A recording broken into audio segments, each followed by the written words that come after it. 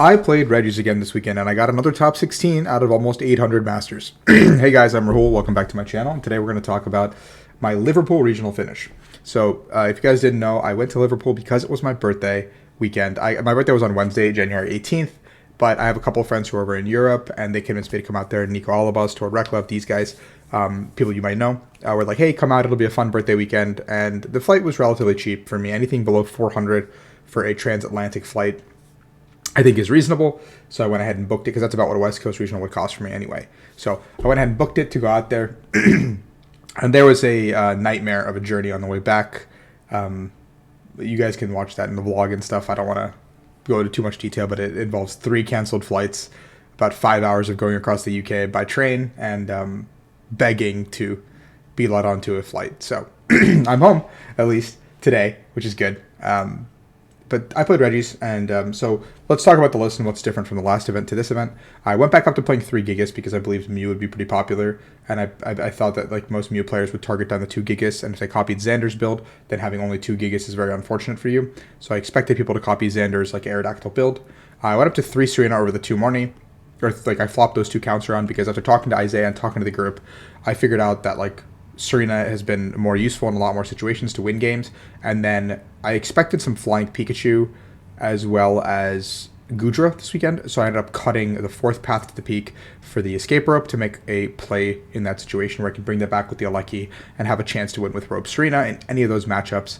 And I'll tell you why cutting the rope was a great decision. The rope was like one of the best cards in the deck all weekend. But cutting the path definitely did come back to hurt me in a very crucial round. So without further ado, let's jump into my tournament report. And by the way, if you guys are watching, I appreciate it a ton if you would like and subscribe. That helps the channel out a ton. It doesn't cost anything for you, and I would really appreciate the support, especially because you guys are joining my journey. So I've been testing something called Pokestats.live, by the way, which is an up-to-date tournament software that people can kind of put their stuff into and report their opponent's decks as the tournament is going.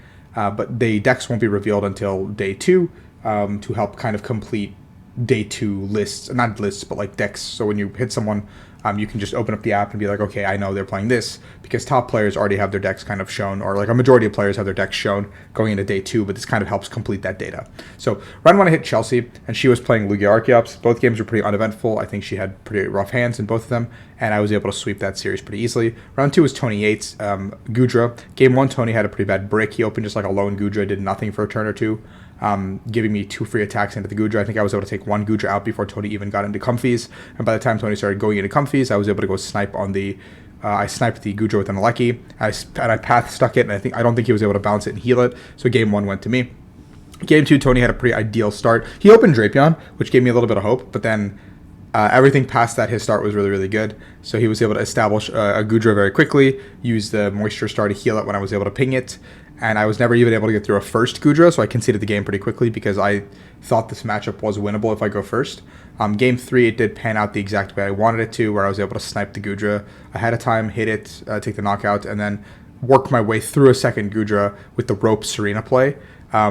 There's where the rope came in handy as well, winning me a round entirely. So I now go to 2-0. Tony gave me a run for my money there. Was really scary. I went up against Dario in the next round. Super nice guy, super awesome player. It was a lot of fun playing him. We were on stream for our game 2. So game 1 we set up. I don't know if Dario's playing Ice Cube or not. I don't know what he's playing. I see the Sobble start. I have to assume it's Palkia and Teleon. And then eventually he goes and gets the Ice Cube and just benches it. And then he makes a really crucial mistake where he just does not like bench the Manaphy. So I'm thinking in my mind that Manaphy and Heavy Ball must both be prized because he eared for like the pieces to put the Ice Cube on the bench. And so I'm sitting there like, if I can just find like 1 speed energy or something. It was like 1 piece I was missing to snipe the Ice Cube, and I whiffed it. And from there, my hand was just like super bricky, and Dario was able to... He just went and grabbed the Manaphy the next turn, and I was just like, oh, I see. And then after like 20 minutes, I pretty much conceded, like 20 minutes of game time total. And then for game 2, they pulled us on stream where Dario also played a little bit wonky, putting himself in a position where multiple ropes could actually win me the matchup. And I got down to 1 prize. And if this was a normal situation or a game 1 scenario, we would go into an infinite loop where I would be using Cape and Net to keep putting my LAKEY back into my hand. And the Ice Cube would not be able to do anything, and Dario would be the first one to deck in that situation. But it's unfortunate that it was a game 2 scenario, so I took the loss. So first loss, not too pissed about it. It was just bad matchup in general, in my opinion. Shouldn't have even had a chance to win that. Game 3, or round 4, someone against Gethin. He was playing Samurott V-Star with Weezing. He opens the Weezing, and immediately I was rewarded by having the rope in my opening hand.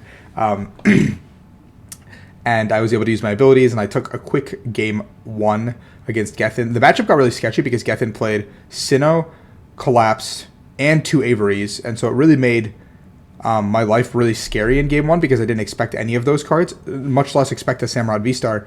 But Gethin's deck also revolved around benching Crobats and stuff, which gave me an out to win the game via Serenaing up Crobats and closing out the game, which is what I did in game 1. And then in game 2, they didn't really get much going to my benefit, and I was able to win that one 2-0.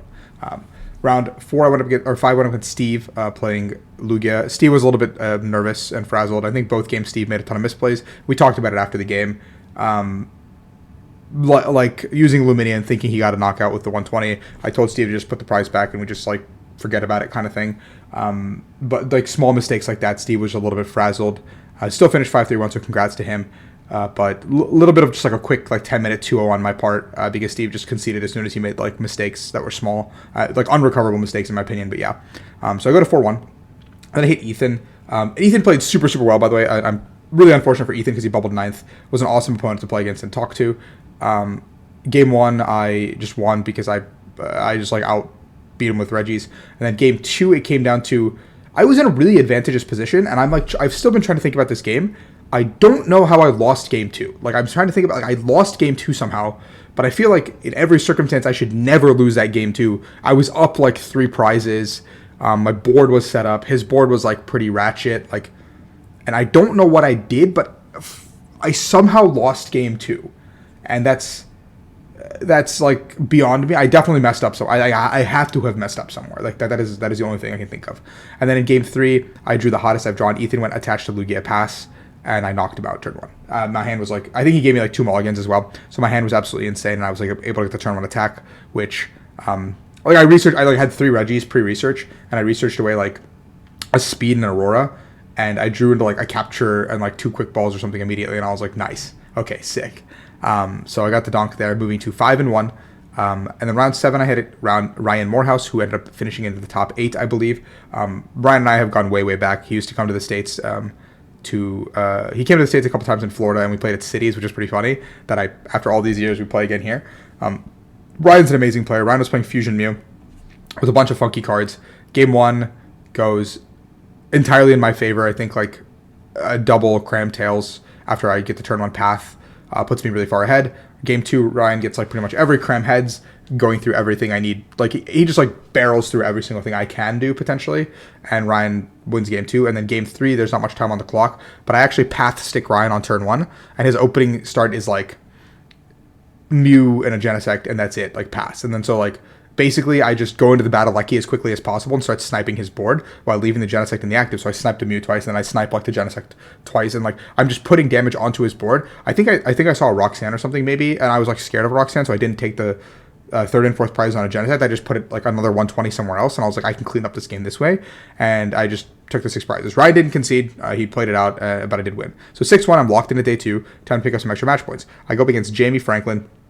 They offer the ID immediately. I turn it down, and Karmic Retribution hits me right in the butthole because Jamie gets to go second in Reggie Mirror, gets to turn 1 KO with Aurora Energies with the Drago on my Drago or something, and I'm just like, oh, that's not good. And they also used Marnie in the same turn, so like the 4 cards I got Marnie into were just like really, really bad. I missed another attack, and then we play like another turn or 2 of that matchup, and then I concede. And then game 2, I'm winning basically. Like the same situation unfolds on my end. Like I don't get a turn 1 attack, but I'm like basically taking first prize. Jamie misses 2 turns of attacks. Even with the cape, that doesn't do enough at this point because like I'm up 2 prizes now. But because of how many actions Reggie can take in between games and turns, the game 2 ends up like once game 2 concludes, we are left with about 6 or 7 minutes left on the clock. And as we're shuffling up for game 3, I think like I mulligan twice, and then there's like 4 minutes left, and then Jamie just goes, I don't know if I can offer the ID again, but if you want to, we can just tie. And I was like, sure, because the only thing it serves me actually is that I could probably get donked or have like a really bad start and lose because I'm going second, and like I don't really have the possibility to donk. Like I don't believe I can donk Jamie back in like a Reggie Mirror, so it only benefits me to take the tie there. So I take the tie with like 4 minutes left on the clock. I think that was correct. 6-1-1. And then I go against Connor. Connor was an awesome opponent as well. Connor sits down. He's a little bit stressed. I ask what's going on. Connor said he lost his diabetes bag and offers to concede. I tell him, no, don't concede. Just go find your bag. So Connor runs off to find his bag. I tell a judge. The judge comes and says he'll wait about 15 minutes tops. That's the longest they can wait. And if Connor doesn't come back in 15 minutes, they're going to have to force him to concede the set. Connor fortunately comes back in about 6 minutes, finds the bag. He seems absolutely relieved. He asks again, do you want me to concede? I say, no, let's play the game. I don't want to take a win that way. That feels absolutely disgusting because I value human life over a children's trading card game. And so Connor and I play out our set. Game 1, I end up winning. Oh, no, Game 2, I end up losing, actually, to Connor. And I'm just like, uh-oh, whoops. And then Games 2 and 3, I basically get, like, a lot of path shenanigans to stick against his DTE Mew. And I think Game 3, like, he got 0 cram tails, like, going his way. Like, he did 1 cram tails, and then he did a second cram tails. I think he immediately conceded. Absolute pleasure playing against Connor. I'm glad that I won the game the way I did, rather than take it the way that others may have. So now I'm 7-1 moving into day 2. It's right under 800, so it's a little bit of a weird number, meaning that I have to still go 3-1-1 to be put on bubble. If we had 800, we would trigger that 6th round, which would give me a little bit more leeway to work with going at a 7-1-1, especially with just above 800. So I go up against Stefan Fromm. Stefan's an amazing player. If you guys didn't know, I think he got second at the 2007 World Championships. Stefan was playing Lugia Archeops with Flying Pika, and so game 1 he opens Raikou, immediately just goes for the Pika and benches it. And I'm really confused. I do my whole turn, and then I pass it back to him, and then he like attaches to the Pika and just passes back to me with my path in play. And then I just go to the battle Lakey and I snipe it for 120 on the bench, and then he goes draw, attach to Pika again, pass, then I go draw, power up the active, attach to like Gigas, and then like snipe the bench, take the 2 prizes, and we concede game 1, go to game 2. Stefan actually sets up this game, gets the Pika off, but I have the Rope Serena combo to take the 3 prizes where I need to. And he never establishes a second Pika. I think he tries to at the very end, and he goes for the fly, but he flips tails immediately, and I just win the game with Draco on the spot with the choice belt to Draco. So now I win. I go to 8-1-1, and then I go up against Paulo. Paulo is playing Fusion Mew. Matchup is really scary for me. I think I win game 1. Game 2, Paulo absolutely like dumpsters me. And then game 3, I get to go first. Oh no. I'm joking. Sorry. It was a 2-0 actually. I'm pretty sure. Again in game 2, Paulo has a pretty rough start. Just as I goes like Mew attach pass. No. He goes Mew attach, like gets like 2 guys down, gets another Mew, like whatever. But he leaves a Mew in the active, and I get the turn 1. I get the path turn 1 knockout, and Paulo gets cram tails, and the game ends. Then up goes Leon Kesselring, who is the eventual champion. And Leon, I didn't have time to scout what's in his deck or whatever. I just assumed he played 2 cities. And so game 1, I absolutely dumpstered Leon. And then game 2 is where he gets me. This is where like only playing 3 path actually lost me the set. If I had the 4th path, I never lose the set in my opinion. In game 2, Leon judges himself under path into the collapsed, plays the collapsed, and that's what lost me the game 2. And then game 3, I like missed attack for 3 turns, I think, which puts me way too far behind. And this just put me in a really rough position to come back, and I was 1 prize card like away, basically like 1 attack away from winning the game, but due to the nature of the game, I was not able to finish it. The big charm plus the double city plus the collapse were a lot of work to deal with in this list. Definitely very unfavored for me, I think.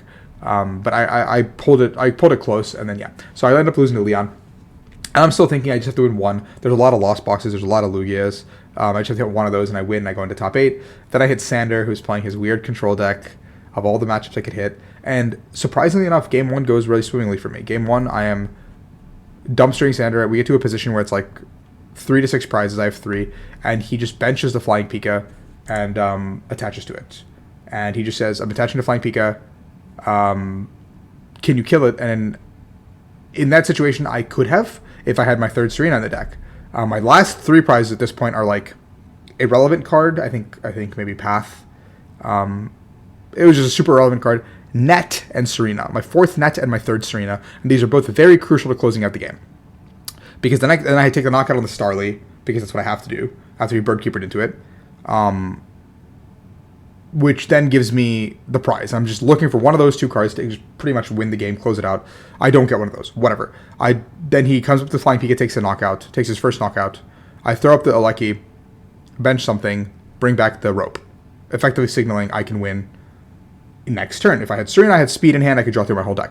He does something, I think he bosses a guy, knocks it out. One that I have in the discard. So in my mind, I'm thinking I don't need to go get the other one right now, because I'm just exhausting resources at this point. I just need to pick the Serena back up and put it in my hand. So I go put the draw for turn, and then he goes Horn and puts like a second Regirock on my bench, which sucks because in every other scenario, I win this because I would have my fourth net or my third Serena. So I'm just sitting there like, there's no way this is happening to me. And yeah, I just cannot close the game because of that exact scenario. And game 1 took about 40 minutes. So game 2 is never concluding. I took like 3 prizes very, very quickly in game 2, but Sander knows, he plays control. He knows how to work the clock. There's no way I'm ever finishing that game. So I unfortunately take a loss there. Incredibly frustrating because I think that was definitely mine to win. I think I outplayed Sander in that set. I think I played phenomenally. It's just heartbreaking to lose that way. And I knew I was out at this point. But some crazy stuff could happen and maybe I could make it. So I hit my opponent, Alec White, who was playing Tina. Guy was awesome to talk to, awesome to play. Game 1, I'm able to take it by a hair's breadth. And then game 2, Alec absolutely smokes me. I concede a little bit prematurely because I'm pretty convinced that we're not going to I cannot 1-0 Alec in this situation, but I have a chance to win a game 3. And there was like 8 minutes left on the clock when we started setting up for game 3. And I prized double steal and a heavy bowl. Like I prized everything, I'm pretty sure.